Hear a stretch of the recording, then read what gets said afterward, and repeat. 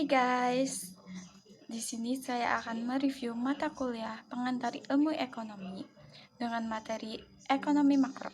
Sebelumnya, saya akan menjelaskan apa itu ekonomi makro. Ekonomi makro merupakan suatu studi terhadap semua individu dan semua perusahaan secara bersama-sama dalam membuat suatu keputusan ekonomi dan bagaimana pelaku-pelaku tersebut berinteraksi satu sama lain dalam sebuah pasar. Baik, dalam ekonomi makro terdapat 3 indikator utama, yaitu GDP atau Gross Domestic Product dan growth atau pertumbuhan ekonomi. Yang kedua, unemployment rate atau tingkat pengangguran. Yang ketiga, inflation rate atau tingkat inflasi. Selanjutnya, saya akan menjelaskan mengenai unemployment rate atau tingkat pengangguran. Tingkat pengangguran adalah suatu keadaan di mana seseorang yang tergolong dalam kategori angkatan kerja yang tidak memiliki pekerjaan dan secara aktif sedang mencari pekerjaan. Selanjutnya itu contoh berita mengenai pengangguran terkini. Yang pertama, tingkat pengangguran Indonesia tertinggi kedua di ASEAN. Yang kedua, Menteri Keuangan mengatakan tingkat pengangguran akan diturunkan melalui ekonomi inklusif. Yang ketiga, pengangguran di Republik Indonesia tembus mencapai 7,86 juta orang per Agustus 2023. Di sini saya akan membahas berita dengan judul Tingkat Pengangguran Indonesia Tertinggi Kedua di ASEAN.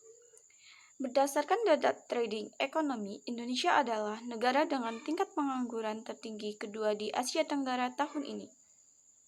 Tercatat, tingkat pengangguran di dalam negeri mencapai 5,45% pada Februari 2023. Sementara itu, tingkat pengangguran tertinggi ada di negara Brunei Darussalam dengan tingkat pengangguran 7,2%.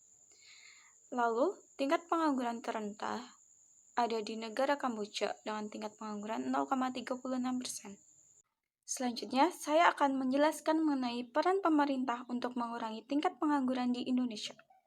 Yang pertama yaitu kebijakan moneter dan kebijakan fiskal.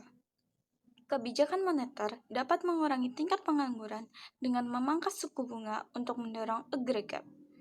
Sedangkan kebijakan fiskal dapat mengurangi tingkat pengangguran dengan memotong pajak untuk mendorong agregat. Yang kedua yaitu pendidikan dan pelatihan. Pendidikan dan pelatihan adalah kegiatan untuk meningkatkan pengetahuan, keterampilan, dan sikap tenaga kerja agar sesuai dengan kebutuhan pasar kerja. Yang ketiga, pengembangan usaha pada sektor informal. Pengembangan usaha pada sektor informal adalah salah satu upaya untuk mengatasi pengangguran. Pengembangan usaha sektor informal meliputi usaha kecil menengah, usaha mikro, pengrajin, pedagang kaki lima, dan lain-lain.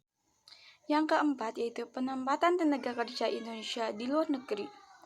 Tenaga kerja Indonesia yang memiliki kompetensi dengan kualitas yang memadai dapat mencari peluang kerja di luar negeri. Usaha ini dapat mengurangi tingkat pengangguran di dalam negeri.